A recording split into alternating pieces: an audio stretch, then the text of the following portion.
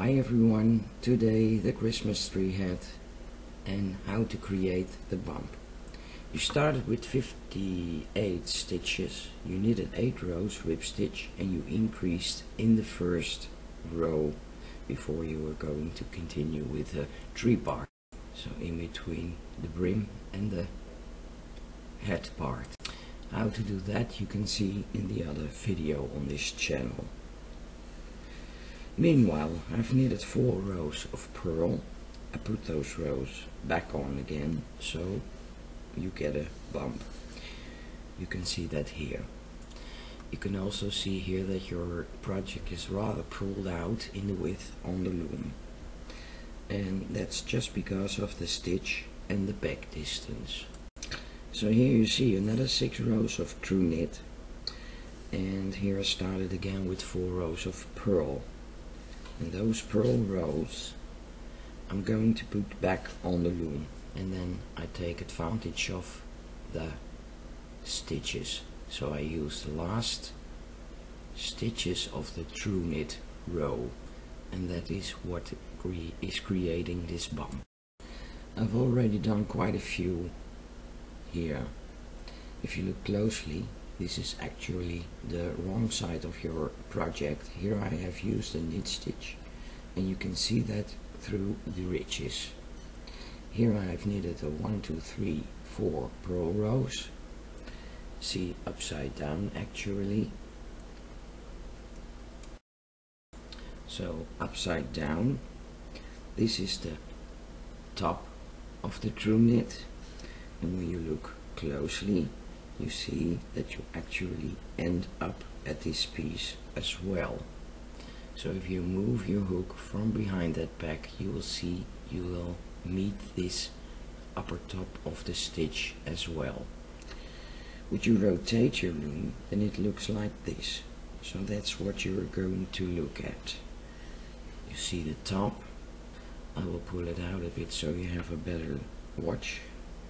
You see a kind of upper, a below, an upper and below bar, and now that upper part of the stitches you're going to put back on the loom.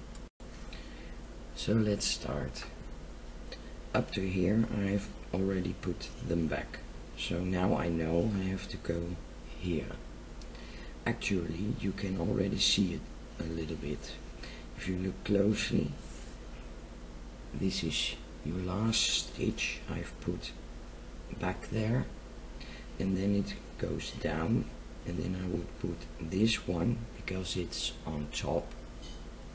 So actually upside down now, below and above, or above below, it's just how you want to look at it.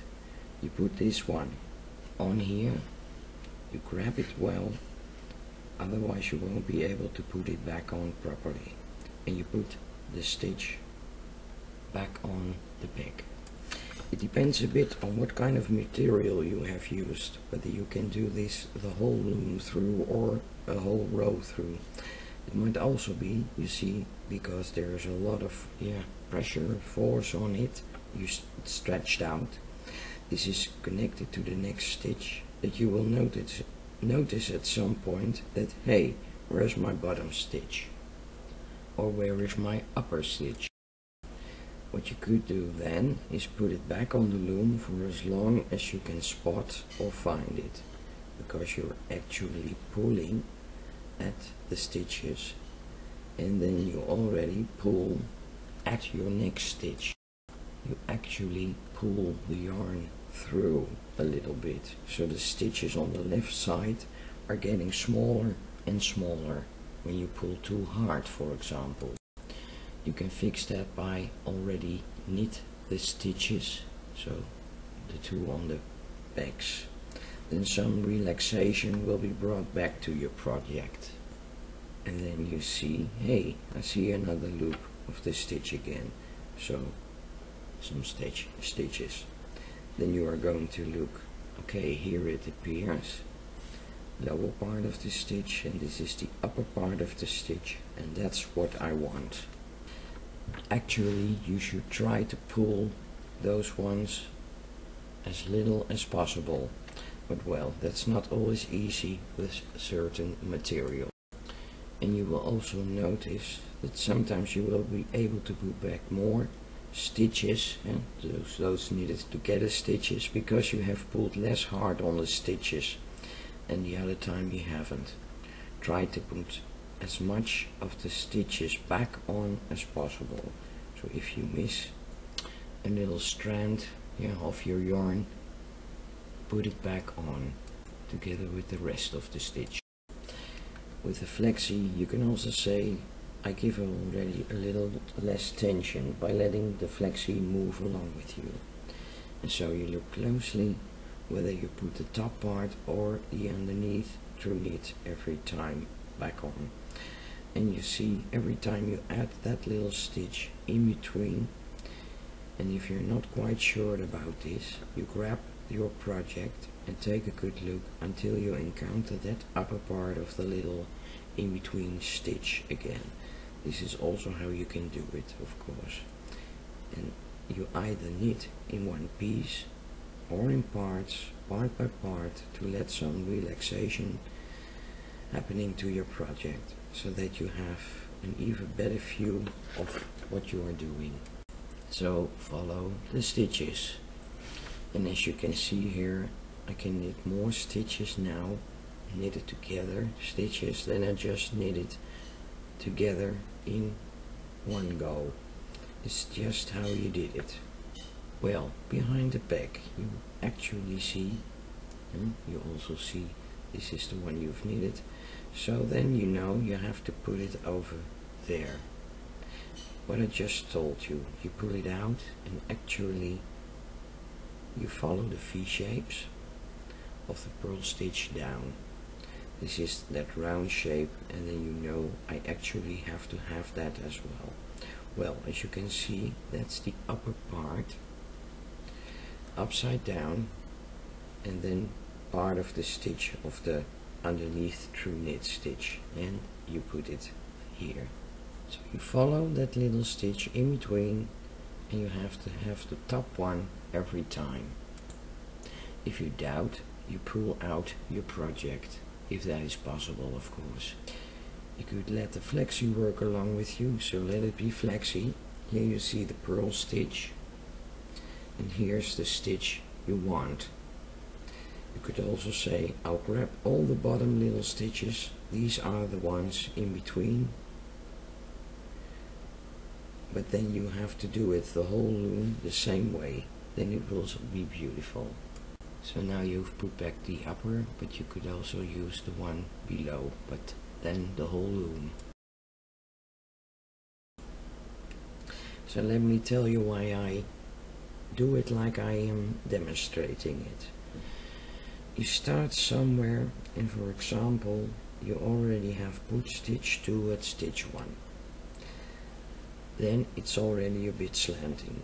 So you're creating a bit of slanted bump, and as you can see, this is the most beautiful. Actually that purl stitch also continues nicely, and otherwise at a certain point you have no more stitches to put back on the loom. Then you actually have a kind of gap or hole there. The in-between rows I knitted with true knit, but when I'm attaching the bump I'm using a U-wrap, rather loose knitted U-wrap. So by looping you're getting 2 stitches. I will accidentally forget one, and then you knit them, and like I said, officially the intersection is with true knit, but I do this row with a very loose U-wrap. The true knit is more difficult to knit with both stitches, because most of the times you get stuck in the middle of your stitch with your hook. It works, but however it doesn't last. U-wrap is easier in this case, but a very loose one, so it comes near to your through knit. Okay, like I said, I accidentally forgot one, so you take a good look. Here's that little stitch in between, and you have to have the top. Here's the other one, so here in between there must be one underneath it, and you take that one over the back and you continue knitting. So you see two lower and one upper, and the upper stitch you are putting over your back, and then you continue knitting, and there will be, if you have done it the right way, 2 stitches on the pegs, and you knit this row with a very loose U-wrap. So this was the part putting back the stitches back on the loom, so a bump is created. Thanks for watching and see you next time. Bye bye.